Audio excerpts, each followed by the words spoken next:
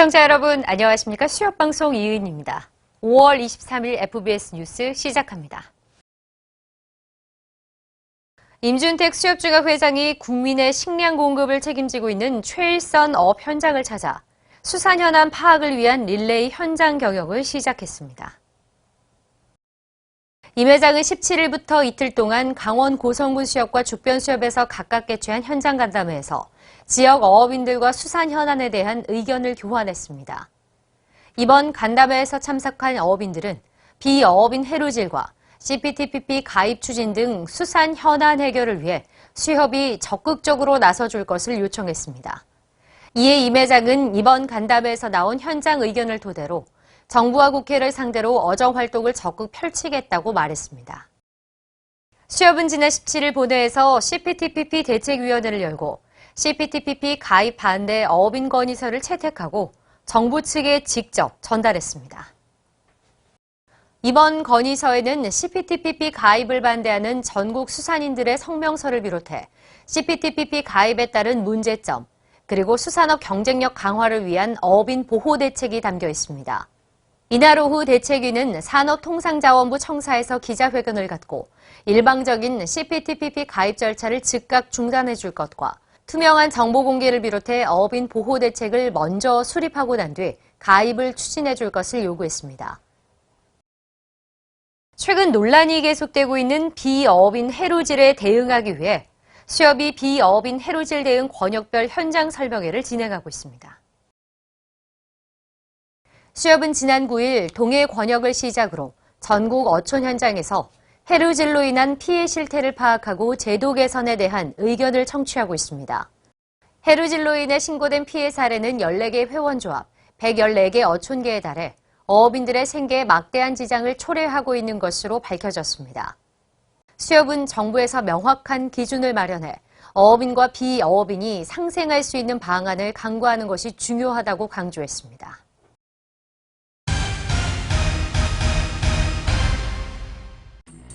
강신숙 수협 금융담당 부대표는 18일 금융감독원으로부터 신규 자문위원으로 임명받아 향후 임기 2년 동안 금융감독 업무 발전 방향에 대한 연구와 자문 등을 수행하게 됩니다. 수협은 지난 11일부터 3일간 부산과 경북 지역 회원조합을 대상으로 페이퍼리스 시스템 현장 교육을 실시했습니다. 현재 전국 영업점의 페이퍼리스 시스템 평균 사용률은 60%를 돌파했습니다. 수협이 지난 18일 서울국제수산식품 전시회가 진행된 서울 코엑스에서 네이버 기획 라이브 방송을 통해 수협 촉촉 오징어를 판매하는 등 수산물 소비 촉진 확산에 앞장섰습니다. 총 사업비 67억 원을 들여 지상 3층 규모로 건축한 고흥군 수협 청정 위판장 준공식이 지난 19일 개최돼 산지 유통시설의 위생안전과 어업인 편의가 크게 증대될 전망입니다. 수협은행이 지난 14일 경기도 화성시 궁평항 일대에서 국민체육진흥공단과 해안가 환경 정화 활동을 펼쳤습니다.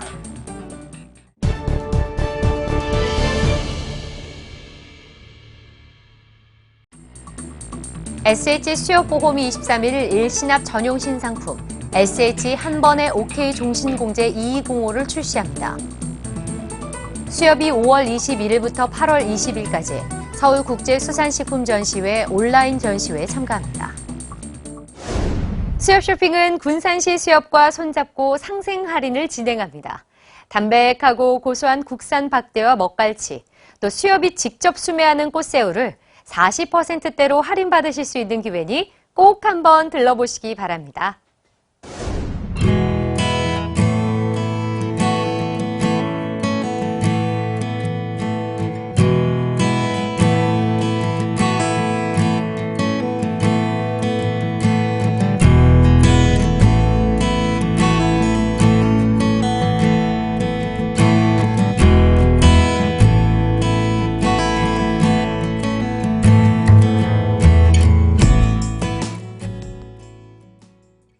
이상으로 FBS 뉴스를 마칩니다.